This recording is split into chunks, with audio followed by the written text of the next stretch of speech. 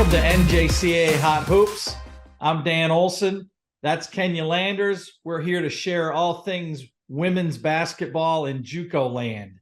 We're going to start off the show with a rewind. We're going to talk about the past week and who has done well among the top, say, 20 teams in the country, who's gone undefeated, who's had some shortfalls, etc. So, of course, Northwest Florida State has been number one, retains that number one spot.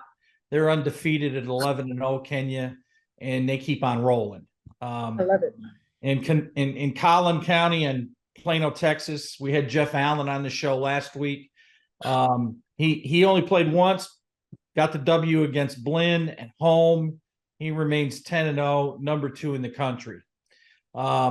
Sneaking up to 3, Butler County, Kansas, undefeated, 10-0, won 2 games for the week, and they've got some good games coming up for themselves here to really prove themselves prior to Christmas.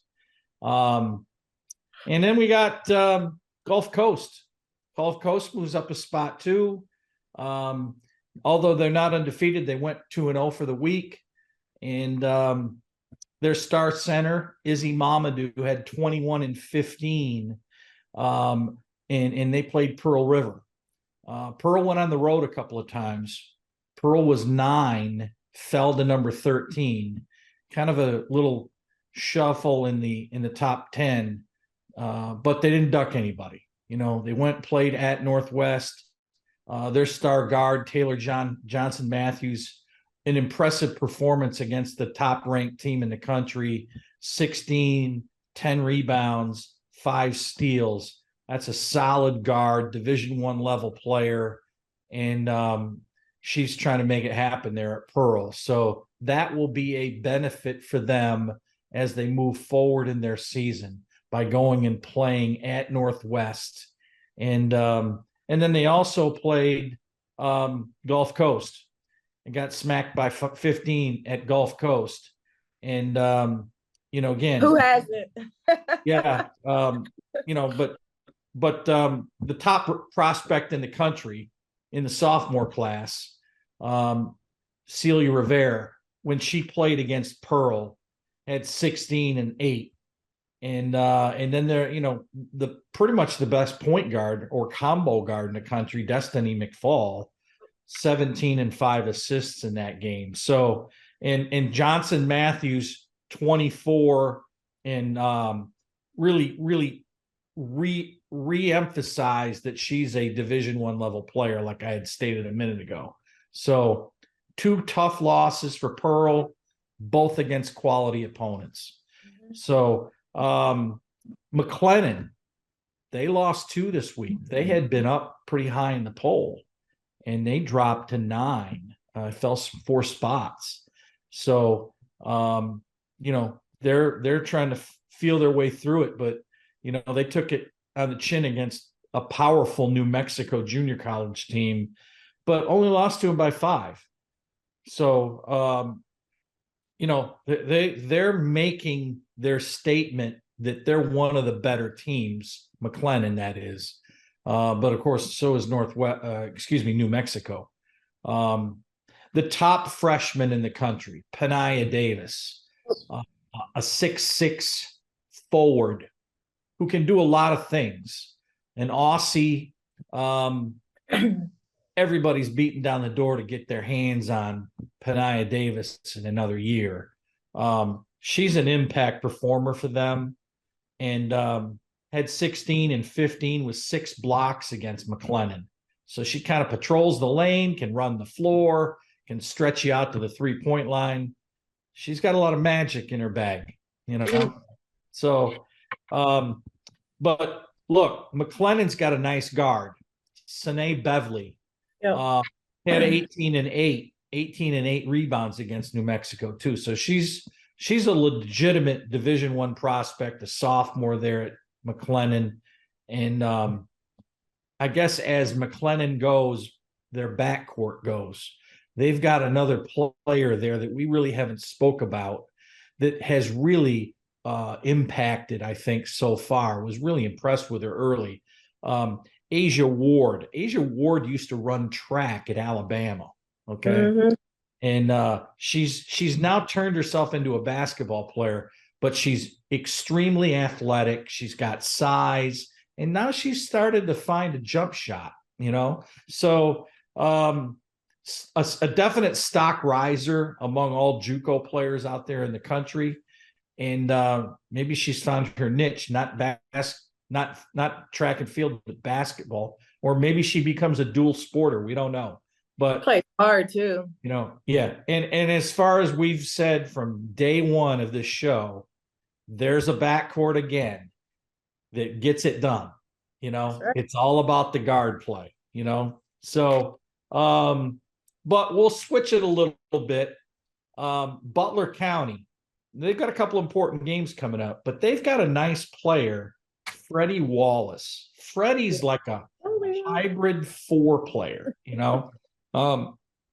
Can guard anybody on the floor virtually, got length, got a face-up jumper, will get on the glass. Butler County is going to be a tough team to beat in that Jayhawk as it moves through the year. And there's not a lot of room for error, I don't think, in the Jayhawk with teams like Butler and Dodge, Hutch, Garden City's lurking there. Garden City's, they've had a pretty good run so far. I mean, Greg Franklin's working a little magic there. So, and he's just getting started. So this is going to be an interesting year and another interesting year after in the Jayhawk. Wabash, I had to say this about Wabash. They played Brescia, Kentucky the other day, okay? They beat them by 83. I mean, they are all gas, no brakes at Wabash Valley, okay? They have another guard, beautiful Wahid. She's got the name and the game, okay? Stuck 30, an up-tempo contributor, bouncy, real athletic, great in the transition game.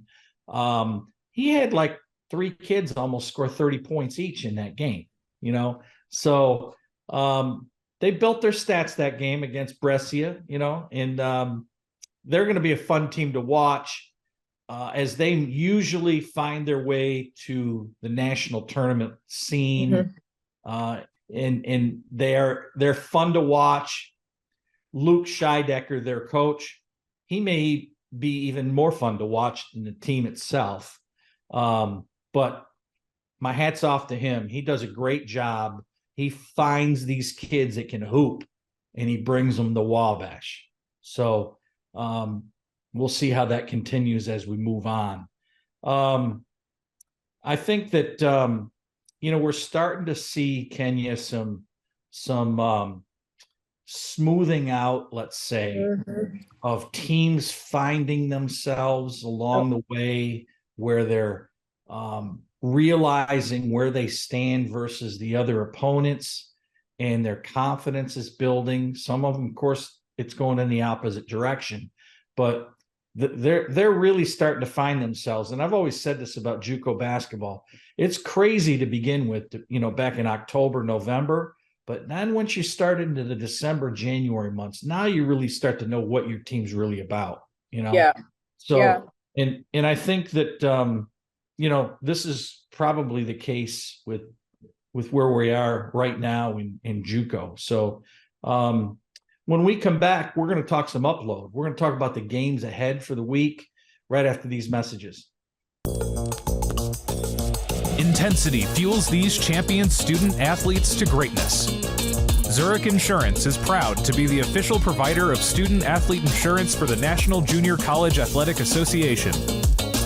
Throughout the highs, we cheer along to their screams of victory. Throughout the lows, we support them through their tears of defeat. Zurich Insurance, helping student athletes play the sport they love.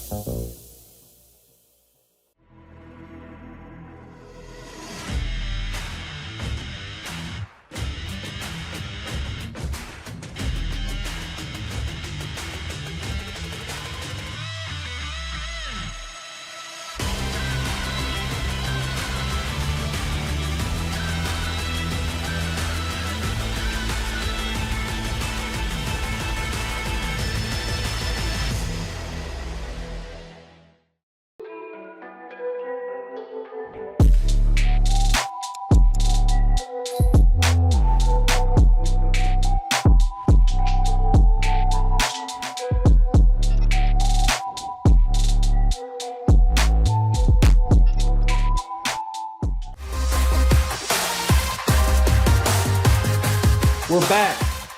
Kenya Landers, Dan Olson, NJCAA Hot Hoops. Let's talk some upload, Kenya. All right. We're going to talk about the games ahead for the week. And we've got some interesting matchups, okay? Prior to the next week, Christmas coming soon. Yes. People are starting to get into their exam week. Let's keep the focus, let's get it done. Let's finish strong first semester, okay? Blinn is at 19 this week. They got beat last week by Collin. They're playing at 9 McLennan. That's a good matchup in East Texas, all right? Or the hills of Texas, I guess you could say, and the hill country. But McLennan needs a bounce back, They kind of took it on the chin. They're not playing an easy opponent. So Blinn's always going to be ready. That's going to be a good game, and we'll keep an eye on who wins out of that game. Butler County, they've like I said, they moved up to 3 this week. Yeah. And Mike Helmer, been there a while, knows what he's up to. Tough place to play at Butler, but he's going to play Garden City, and like I mentioned to you here in a minute ago with our upload, Greg Franklin, he's starting to get his kids to really play the style of play that he likes to play. It's kind of an aggressive, calculated way of playing, and he doesn't have all of his horses yet, but he's going to get them. And he's just starting to build the program. A longtime successful coach at Chipola, won the national championship before at Chipola, and he's going to be getting Butler and the Broncbusters rolling. Unranked Salt Lake, they were up there for a while. They took losses. They're going to be playing Otero. It's kind of a Colorado-Utah rivalry, I guess you could say. Otero got a couple of players, as I've seen them play before in jamborees. And they're kind of like what you see is what you get. If they're hitting and they're sticking that jump shot, they're kind of streaky. They're tough to beat. And they're playing at Otero, I believe. And so Kyle Herring is coach there. Kyle, I've known for years, used to be a Greg Franklin disciple. And, we're going to see how they do. And number 22, Eastern Florida State.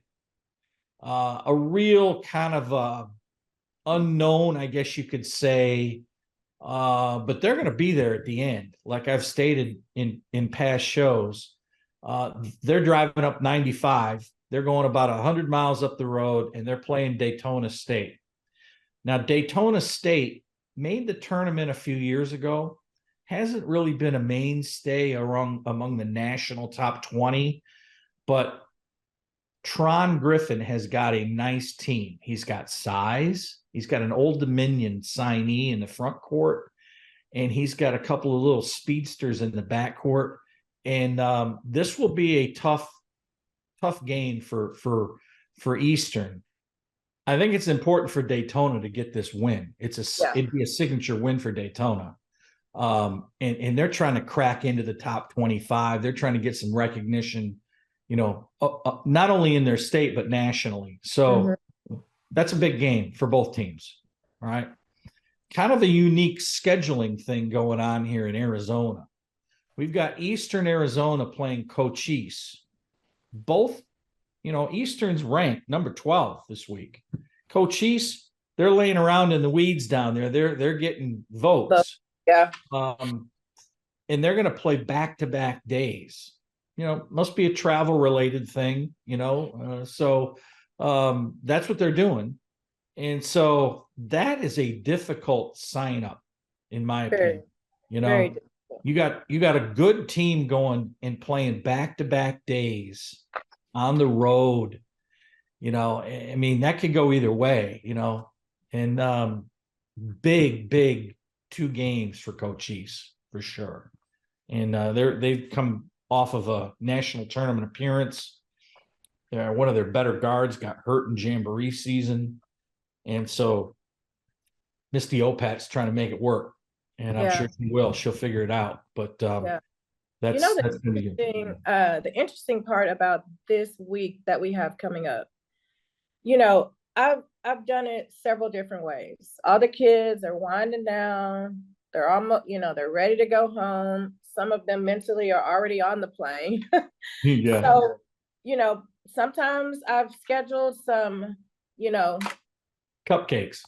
cupcake lesser opponents on these games, but these people got games before the break. Yeah. Like they are really pushing the limits and keeping their kids, focused. They got to stay focused, or we could have some major problems for some people. But this last week is just always tough. Yeah, you got to end on a high note. You got to end at a high note, because there's no worse feeling, probably more for the coaches than the kids, than to go home over the break with a loss. Correct. It's like you can't even enjoy your break, because all Exactly. you think about is You're the miserable. fact that you just lost. You're miserable Yeah. the whole time. Yeah. But the kids they're probably fine. And then we've got Trinity Valley. They're traveling over to LSU Eunice. Trinity's number 8 this week. And when we come back, we're going to talk with Precious Ivy, head coach at Trinity Valley, coming off a 34-3 year. Precious Ivy is going to be our guest in the hot seat when we come back.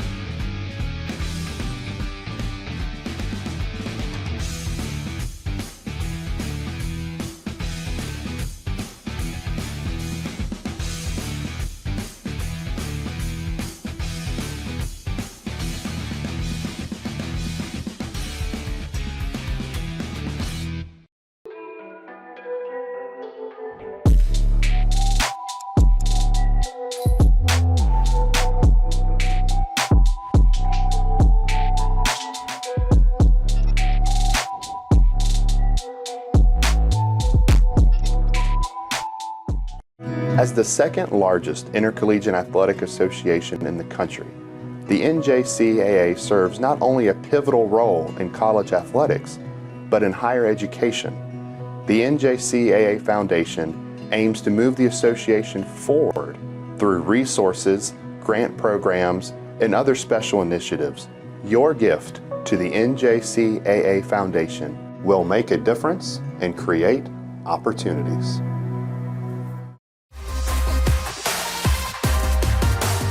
We're back.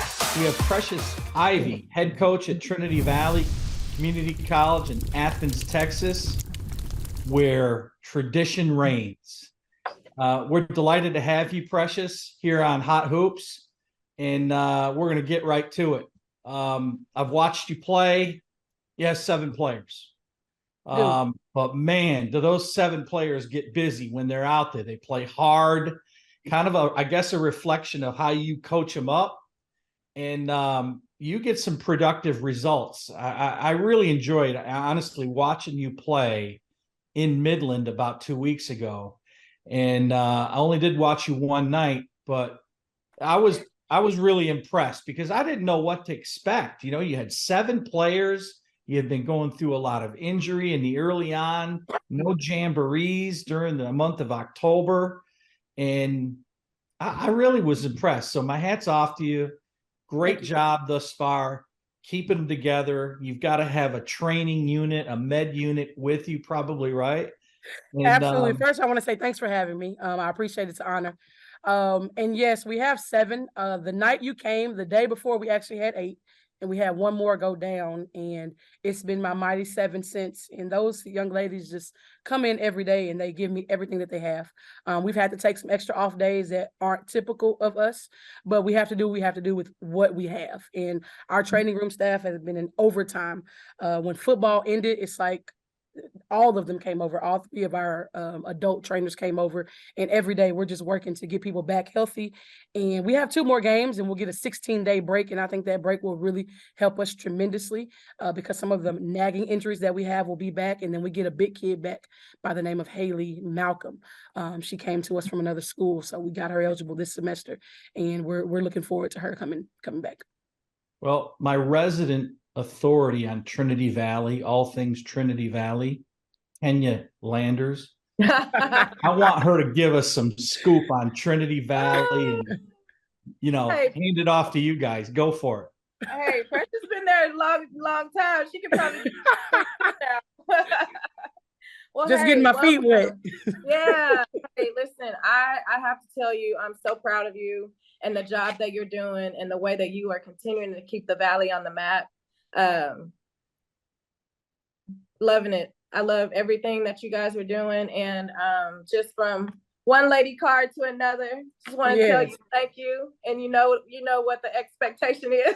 Absolutely. Well, thank you to you. I mean, you, Michael Landers, and Elena Lovato and Kurt Bucky, you guys have just laid down the foundation for us. And all I can do is put my shoes on every morning, come in the office and do exactly what you guys did, which was grind every day, work hard. We don't sleep a whole lot. I'm sure you know about that. I mean, every day, every night, we're in the gym or in the office or on the road, as I am now, to keep the tradition going, because it's not an overnight thing. Obviously, like I said, you guys laid down the tradition, but to keep it going, we definitely have to keep the work just as hard as it always has been. Mm-hmm. Well, let's talk about that a little bit, because you are, early in your career at the Valley. But I will say, like I said, I've just been impressed with the things that you've done and the way that your teams are performing. But like, for instance, me in the seat, I felt the pressure. But I feel like you're a lot like me in feeling the pressure, but you don't let that have a negative effect on you. So just talk about how, you come in every day and, you think about what the expectation is, what job you have to get done. How do you manage that pressure or stress, or the way everybody dissects every little thing that you do? Just talk about that. How do you manage that as the head coach so that you can put out the right energy for your team? Well, I won't call it pressure. I call it motivation, right? I walk in the gym every day and you see those 8 banners, and it's motivation to get your name up on that banner as well. As a coach, obviously the players want to get their names up, the trainers, the managers, because everybody plays a role in it, right? But the best way to do that is recruiting. If you have kids that can play, then it kind of makes everything else fall into line, right? So hitting the streets every day, really trying to find the next diamond in the rough, the next best player, the next JUCO All-American, the next player of the week, all those things play a big role in what we do daily. And having a great coaching staff really, really, really, really, really helps, because you don't have everything just on your plate, and you can kind of manage and delegate roles so that you can focus on the team that you have at hand. So all those things have played a really major role. And then, I mean, when I see Michael, I talk to Michael. I don't see you as often because he normally is by himself, but just talking to other coaches who've been in this, not necessarily at Trinity Valley, but in a program where the tradition is high and the culture is high, and just getting ideas from them. And you can never not be a student of the game. So I just stay a student of the game, and I'm always having conversations with, even retired coaches. Sometimes those are the best conversations because they have no dog in the fight. So they give you a different perspective, and they give you just different ideas and different ways, especially just to deal with the new generation of kids that we have. It's changed tremendously. I played in this league at San Jack before it was shut down. So I remember coming into Trinity Valley, and it's a dogfight in there. I mean, remember we were already spotted 20 points. For sure. When you see that jersey, you already thinking, oh, we can't win, And so just trying to keep that up, and the football team sitting there and they're screaming, and they can really almost reach out and touch you because, they pack it out like that. And it's just knowing all those things, playing that stuff in my head, and knowing that we have to keep that up. Like I said, we just grind every day, and we take it as motivation. Yeah, it's pressure. And I think more of the pressure is on the kids, right? Because you don't want to be that team that breaks the tradition, that cuts the culture, So I just pour it into them every day. And we might have a bad moment in practice, and I might just tell them, hey, let's pause and let's look at those banners up there. Like, this is what you're here for. I know you're missing Thanksgiving and you're missing these things, but it's called a sacrifice. And we talk about that all the time. Sacrifice is exactly that. You have to sacrifice things to get the results that you want at the end. And we as coaches know that, obviously, but to get an 18-year-old, a 17-year-old, a 19-year-old to buy into that, it takes the visual aids of the banners and the trophies outside and the Bucky Turner Classic, just knowing the history behind that. And I have to, every year, obviously in junior college, you're bringing in new players. So you have to talk about that every year because you don't always have returners, right? Speaking of, I only have one. So Yeah. just trying to get that point across every year is just, it's big time. So Yeah. that's it. That's the formula. There's no secret to it. It's work, right? And then use it as motivation every day. Right. I love that. So, go ahead, Kenya. No, go ahead. So let's talk about, you only have one returner, and that one returner has really made a definite impact from a year ago to now. Liddy Mwamba, a 6-foot thrower on any position, basically. I'm going to call her a big guard. Yes. Right? That's what she calls herself, a big guard. She's It's productive sometimes when I need her to post up. Yeah. She is productive. I mean, she had to have been a real pleasant surprise for you thus far. Go ahead, elaborate on Liddy and what she's done thus far. Well, when I brought Liddy in on her visit, she was a very outspoken young lady. We just didn't always know exactly what she was saying because of her language barrier, right? But what we did know is she challenged my best player, best shooter at the time, Mimi McAllister, to a shooting contest on her visit and shot lights out. So we were like, oh, shoot. Like, we weren't expecting her to come in and be a shooter, but that's what she challenged the girls to do on her visit. And it's like, okay, I can work with that. Anybody that walks in somebody else's house and challenges you and wins, I'm like, oh, that's the type of player that I want on my team. You a Valley girl. Absolutely, true Valley girl. So, I mean, she did it in Valley fashion. And we knew that she had the potential that she's showing us now inside. But when you talk about our roster from last year, you know why she didn't play, because all the people that were there that were sophomores, all 8 of them or 9 of them that graduated, right, they made a name for themselves quickly. And so she was able to be in practice every day with those young ladies and learn from them and grow from them. And then even in the off season, she learned, she grew. We worked on some mechanics. We worked on just knowing the game, like her IQ. Like, I would say something and she's doing this, but it hasn't registered here. So it's like just working with her on just terminology and just film and just getting in the gym and working her through some of the problems that she had last year has really trampolined her game into just a whole nother segment of her game. And so even this summer she came in and I'm like, okay, Liddy, you did a little something while you was back home, and you're always surprised at the growth that they get when they go home, right? And so she's been the person we can call on. I'll just say it that way. Whether it's getting them together off the floor, whether it's getting them together on the floor, her grades are great. Like, she's just a model student. And so in return, she's a model athlete, right? And so she's just done the work, man. I have to give it to her. She's done the work. We changed her position a lot this year because last year she played more of the 2 and the 3. This year she's been playing really the 4 and the 5. And so the challenge from Coach Scott, which is our position coach for the bigs, it was, can you be a big guard, but be able to really hold your own at this 4 and 5 position? And at first she was like, ooh, I don't know.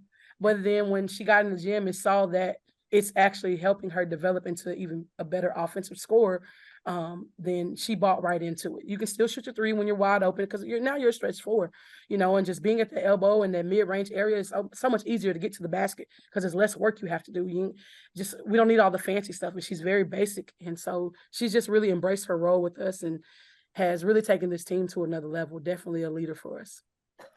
Well, she's certainly been productive, has continued to kind of shoot up my rankings and among the top 100 prospects in that sophomore class. And I'd have to say she may be that one player more than anybody else that I've seen thus far that's really done that. She's a producer for sure. Yeah, she is. She's done a 360 for sure. And like I said, just being in practice with those young ladies last year and learning from them and watching them, and then being at the national tournament, seeing those other players, knowing that she was a freshman coming back. I think that has just, like I said earlier, it's just been motivation for her, not necessarily pressure, but motivation. And then her new teammates have just come in and embraced her, and they look for her. They're always looking to her for answers because she's the only one that knows Coach P. So she's always like trying to say, hey, we got to do this, we got to do that.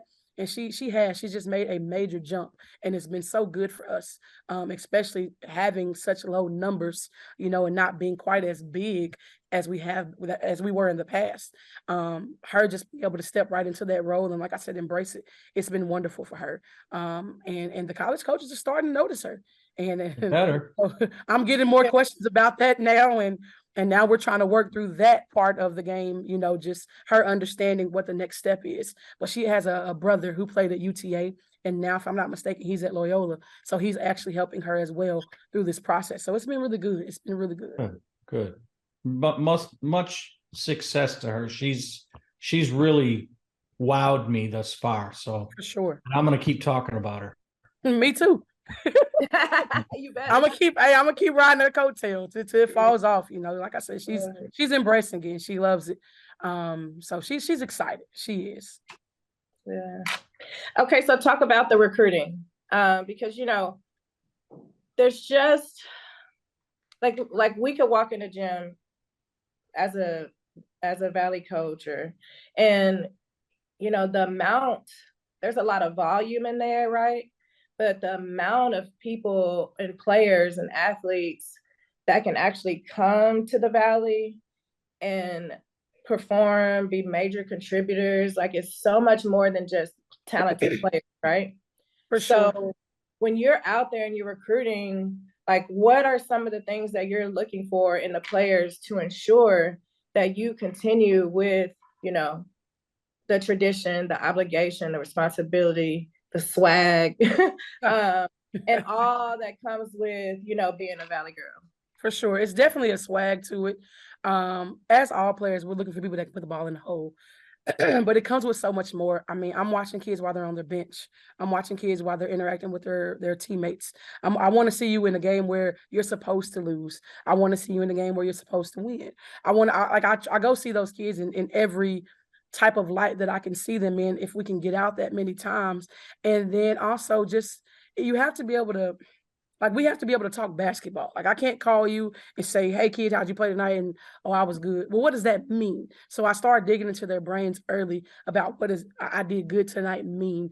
And did you do good only offensively? Did you do good defensively? And if they say I had a bad game, I want to know what that means too. Because some kids only think that putting the ball in the hole is the way, but you have impacts in other ways. So did you play in the defense? How many points did the other team score on you? You know, how many rebounds did you get? How many assists did you get?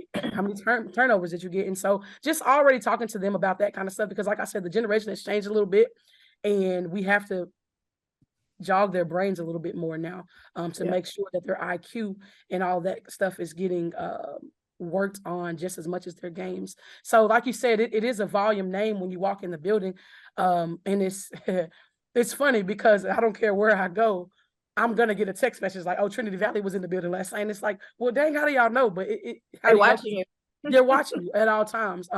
It's funny to me. Sometimes I'll go watch a kid, and then the next day they're offered by somebody else, but they weren't at the game. So I'm like, did you just get a message that Trinity Valley was there? You know, but I wear that with pride. And like I said earlier, all the tradition and the foundation that was laid before us, that's what that's about, you know. And so just trying to find that kid that fits and checks marks, all of those things that you just talked about, the swag, the just like, you just walk different. You're built different when you're a lady card. And so we talk about that as well, just being built different and just figuring things out. So it's always you can look on the floor and you're going to know which one is that Trinity Valley wants. I'll say it that way. And unfortunately, sometimes we run into Division Ones because that's what we want. We want Division One players here. And so I might hear, oh, she's getting recruited by this D1, that D1. That doesn't deter me. I'm still recruiting that kid just as hard, because I feel like they get that D1 experience here, and they're actually going to be on the floor, because sometimes they go to these D1s and they sit for a year, and they're practicing and that kind of stuff, but game time experience is way different than practice experience. So we definitely are always looking for a Division I athlete on and off the floor, because academically we've excelled the last 4 years, here as well, having some of the highest GPAs and things like that. So you got to have it on both ends, because I tell them all the time, it's two things you can't change, and that's your transcript and your stats. You need them both to move on, you know. And once it's in black and white, that's your bio right there, you know. And so we talk about that all the time, transcripts and stats. So I like it. I like it. So just kind of give us a little rundown. Like you said, you've had some injuries. And then first, talk to me about Midland. Because, you know, Midland is always, I talked about this on the last show, Midland is always on the anniversary of Coach Bucky and Miranda Cerner's death. So, and I talked about last week when we were playing there, and I got the phone call that morning, and we had to share that information with our team. And I had nothing, like I had nothing to give. I was standing there coaching the game, but I was just and I was in awe with how my team carried me. And so I feel like every team that just goes to the Valley during that time, knowing, you know, what that time of year is, how does that play into your trip to Midland? Because you guys played really well. We did. I'll say this. I don't necessarily give them the history of that before we go to Midland, simply because we are on the road, right? And again, it's a different day and age and a different kid, you know, and the family of the Valley isn't around us when we're on the road. So we'll go, we play there. And obviously in my mind, I know what's happening. I don't give them the history to after when we're leading into the Bucky Cerner.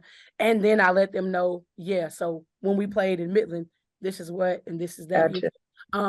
Only because I just feel like the new day and age kid, they take things differently and they're not able to wear them as much, you know. So I don't really give it to them in that fashion. But in the back of my mind, like I said, me knowing what's going on, that tournament is just always special. Especially when they used to have it bracket style and there was a championship game and that kind of stuff. And my first year when I was here with Gerald Ewing, we won it, you know. And then my second year, we were able to go and play. And then after that, it got canceled for a year because of COVID. And then it just hasn't been able to get back to the bracket style. It's just more of a classic, but it's just always a great place to play. I mean, they do a great job of hosting. The talent is always going to be up. And like you said, just the meaning of it all, knowing what, like I said, what took place in the past is just, it really does kind of give you chills and goosebumps when you're playing there, just knowing that. Yeah. Yeah. Dan, I feel like I'm hogging this. I think it's by design. No, I like to take all this stuff in because, I mean, look, I've been to Trinity Valley numerous times. And every time I walk the steps, open the door, and I see the lobby and then walk in the gym, it's like a candy store for me. Because I mean, I'm reading all of these names of all of these phenomenal players and coaches that have been through there. And it's pretty amazing. I mean, for an aficionado like I am in the basketball world, you know, so I'm taking this all in. This is good stuff. And I mean, we could do this all day. I mean, yeah, sure. But just telling them when we get back, our Trinity Valley family around us, and then Mr. Benny does a good job of helping me express that. Miss Linda, just different people in the community. It always helps with the story and the kind of the timeline of things. And so it's just me not being actually there, having people that were more so involved. It really helps a lot. Yeah. So let's go back to what we're talking about, your schedule. You've had some good wins. You've had some tough losses, which, you know, it's not really a big deal to lose this time of year. We know we want to have the product ready in February, March. But talk about like just the injuries. How have you kept them going? Because, you know, like you said, it's a different day and age. And, you know, a lot of kids and young people these days, you know, it's kind of a woe is me thing. And, you know, we used to tell them all the time, if somebody goes down, we can't feel sorry because nobody gonna feel sorry for you. They're gonna come at you. Absolutely. So how have y'all done that? How have y'all kept the kids going and changing roles and responsibilities and positions? How have y'all done that? Well, needless to say, it started this summer, late July. We had two kids go down to ACLs before they even made it to Trinity Valley. So we already knew then we would not have as many players as we wanted to have. And we started right then telling them, you have Trinity Valley across your chest. Nobody cares about anything that goes wrong, quote unquote, because they're still going to expect us to be Trinity Valley, right? And so just going into October, playing that first scrimmage, we played it with 6 kids and then 1 kid going down that day. It was almost surreal. Like, we didn't really, like, is this really happening? You know, we started with 6 and now we're already down to 5, you know? And so we went maybe another week and then another kid went out due to some, I'll say, medical things, not necessarily an injury, you know? But that still didn't stop the show. My coaching assistant became my point guard for the next 2 or 3 weeks, and we still practiced against our practice guys. And I will say right there starts what we do, our practice guys. I mean, they are very, very, very instrumental to our success. No matter if they are really, really good at basketball or just really good guys that want to come in there and help, because just boys are faster, stronger, quicker. So most of the time it's a red shirt football guy, but he still knows sports, you know, and so they have been just so instrumental to our success here early. So for that 2 to 3 weeks span where we weren't able to get to those jamborees, we were just playing as much as we could. Like I said, with my assistant coach being our point guard, because all of our point guards were out at the time. Just getting up and down, just getting reps in, still trying to teach and learn as much as we could. Although they weren't in practice physically, they're still there. So they can see what we're teaching and hear what we're teaching, and they're still up in their IQs, which are always needed to be upped anyway, right? And so just moving to the end of October, we were able to do 1 more scrimmage, but we still only had 6 then, you know? And so I think this team was just kind of built off of just being tough and being strong and mentally preparing themselves to do whatever is asked, no matter if that's their normal role or not, you know? And so we got to the Racing Classic and we lost the game. I wanted to be like pissed and be like, oh my God, it's too early. But that was the 3rd time we had played as a group, you know, and more than 5 people with not a coach on the floor with, you know, and so it was more of a, okay, they're learning each other. All the things that you do in those jamborees and those scrimmages, we were just being able to do those things. So had to take a different approach to it and just tell them, hey, we got to figure it out. And that's been kind of our motto all year, FIO, figure it out. And you'll hear me in practice. I was talking to a parent the other day. My kid told me that y'all always just figure it out. And I love it, coach, because she's figuring it out. She don't even call me as much, you know? And so that's just kind of who they are. They're just figuring things out. Yes, we're prepping for certain things, but as we know, sports happen and different things happen and different players come in. So you're kind of learning on the fly. So we're figuring it out, you know? And so these kids have just done a really good job of stepping into their roles, whether it's, like I said, their normal role or not, you know? So we just continue to work, and our practice guys, we sometimes we adjust our practice to when they are available because they need them, you know? And so yesterday, it's time for them to go home, and I begged them, can y'all stay until Wednesday, please? And they like, yes, coach, we can. So yesterday we practiced, today, and then tomorrow we're changing the time because they're like, because we want to get home by this time. Okay, no problem. Let me change my practice time because we need you. And so those kids are just, they're good to us, those guys. And I mean, as much as I can, I try to support them in whatever they're doing as well because of how much they support us. Because they're so important. And so that's how we've been surviving, being able to practice against them, which gives us some subs in practice, if you will. And then also just playing against grown guys, 18, 19, 20-year-old boys every day. It's different. It's no other scenario you can draw up with females that you're going to get with a guy. Right. Like I said, they're bigger, stronger, faster. So it's just been really good for us. Good. All right. What's the goal? You know, it's natty, baby. Every time. It's natty every time. Like, obviously there's steps to it. It's win conference, win the region. But at the end of the day, at the Valley, your goal is to win national championship. It's to win national championship. I've knocked on the door 2 times. I'm trying to get in the door. I just want to be one of the greats, like this lady right here, Miss Kenya Landers, Michael Landers, Elena Lovato. Yep. Lucky Cerna. I mean, that's the goal, honestly. If anything, that's the pressure. That's what the pressure is, just wanting to be in that same conversation. That's the pressure. And I like it. It is what it is, as you know. You in the combo. Yeah, okay. Come on now. Don't boost me too much. I'll let you in. I'm just going.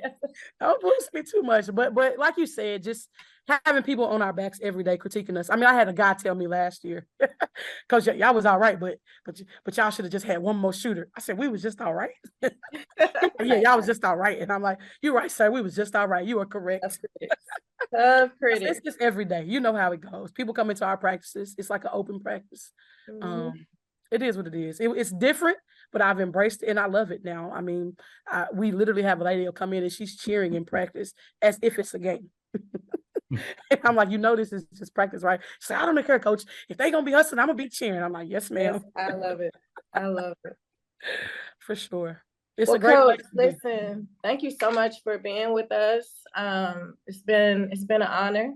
And I know you'll keep them going and get some bodies healthy, get on this break, let everybody rejuvenate themselves, and then come on back after Christmas and get the regional or get the conference schedule going.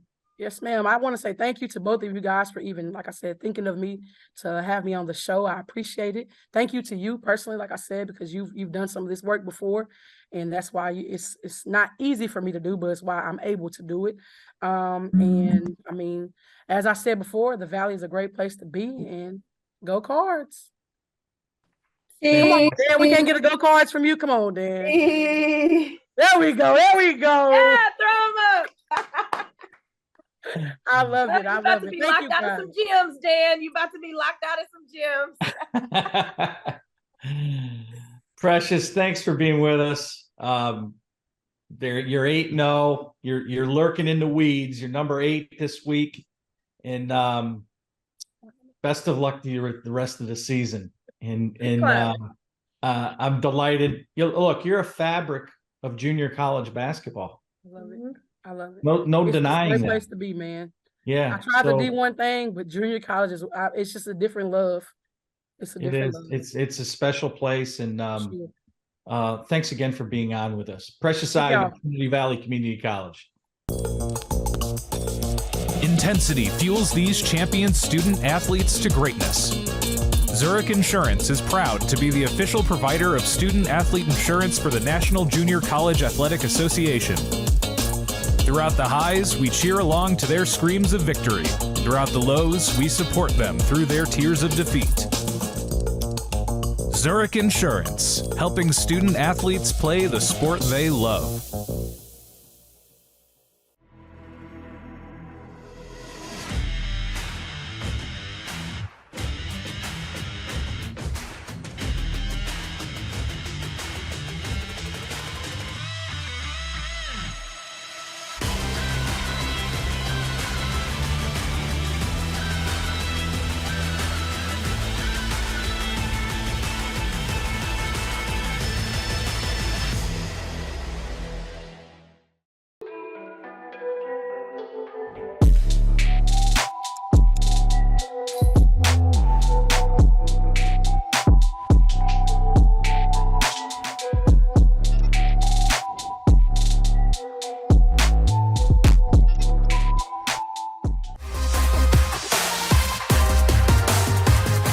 We're back for our last word.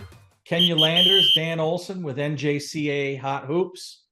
And we'd be remiss if we didn't speak about the recent Women's Basketball Hall of Fame induction.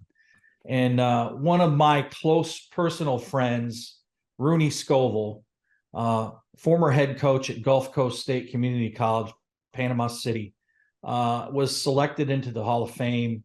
My absolutely congratulatory from all of us here at NJCAA and myself especially, because I know how hard she's worked over the years.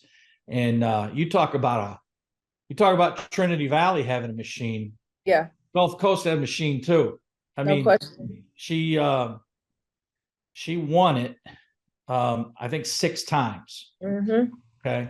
And she finished second once, I think, and then third once, fourth once. I mean, she's right there knocking on the door. So I think everybody in Florida, when she decided to finally retire, her and Grover Hicks, they said, okay, we're happy. You know, so, but wow, what a well-deserved accolade on her behalf. No doubt. Well-deserved, Rooney, and we're really happy for you. That was just so cool. Michael and I actually, you know, in this JUCO world that we're in, it's like she gets inducted into the Hall of Fame. It's like, did we just go in the Hall of Fame? So, you know, Michael and I are home last night, and he tells me, you know, we're talking about it, and we're like, cheers. We cheers our drinks to her. So I mean, that's cool. You got to give the credit what credit is due, and I'm so happy for her. She deserves it big time. Yeah, I'm happy for JUCO. You know, JUCO. Yeah. We need as much publicity as we can get, and respect to that. And Rooney has been a integral part of that. Mm-hmm. And so, changing gears a little bit, we talked back in week 1 about Princess Anderson. Princess Anderson's recently signed at Wichita State, was the lone sophomore coming back that was among the nation's leading scorers. Well, she's up to her old tricks again. She's leading the country in scoring at 25 points a game. And but as we continue to allude to good guard play, well, guess what? She's a guard. She's sticking it. She's making threes. She's just scoring. And last week when we talked, about Collin County's guard play, Wyatta Jennings, 22 points a game. And, so those are just 2 of the guards. I could go on and on and on, but both Division I level players, and they're getting it done in the junior college ranks, and they're the 2 top scorers in the country this week. So absolutely. What do you have in a mailbag? Anything? Yeah, we got some good mail today. So the first question that we have is, have we heard of any NIL deals on the JUCO level? Well, I know that there are JUCO deals being discussed with JUCO players to go to Division I schools. I know that. Mm-hmm. And the money it ain't chump change. It's pretty good money. Mm-hmm. But we won't see that at the junior college level unless we have someone that's got a lot of oil money, maybe in Texas, wants to give some money to somebody in Odessa or Midland or South Plain. I don't know, Trinidad, Yeah. And, that's going to have to be one of those benefactors that's really in love with the women's game and the JUCO level, I think, for that to occur. But look, they're not immune to the fact of being out there among the nation's better players, whether you're high school or junior college. It doesn't matter. You can play, right. And, the money's to be made out there. Absolutely. What are your thoughts on that? Anything? I wish that was something that was put in place and available for those students. I mean, we got high school kids in California that are already getting NIL deals, right? So just depending on the state, for high school kids, you can already kind of tap into that. I'm kind of mixed on it, I mean, I think the kids should definitely get what they deserve.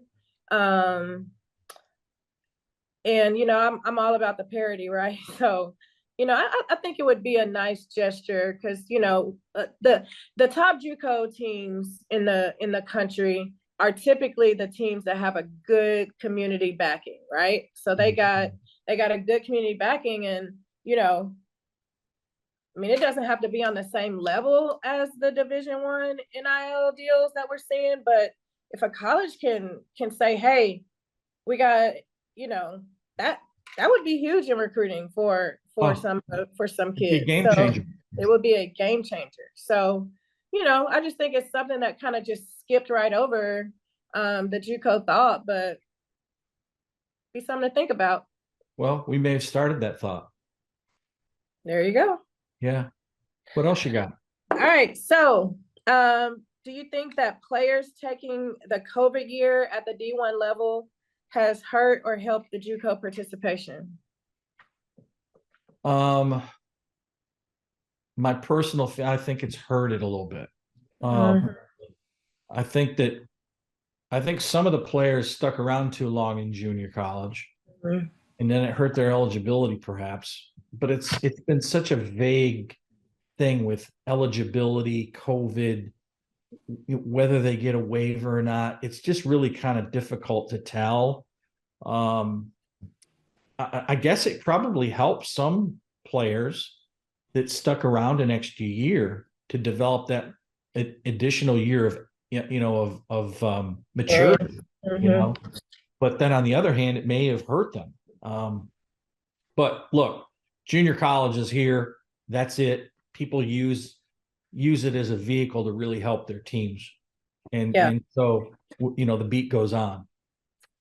Yeah, that COVID year, just working, on the high school level.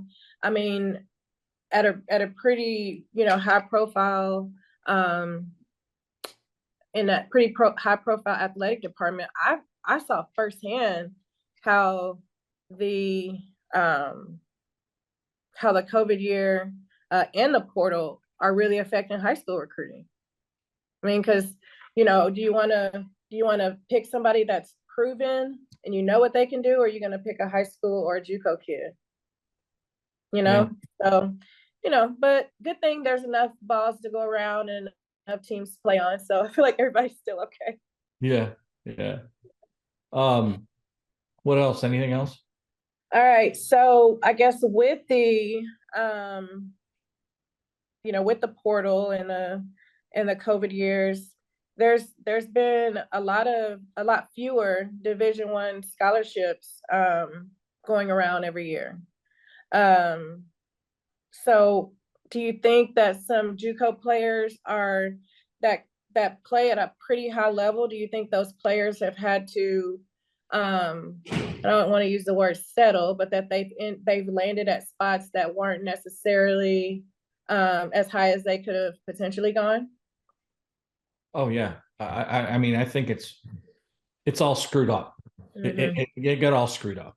I think that there's been you can look at it in two ways: a win or a loss, depends. The player in junior college through this whole process, I think, has still got opportunity. There just may not be as many. I think that the influx of international players into junior college has been a great success for junior college women's basketball.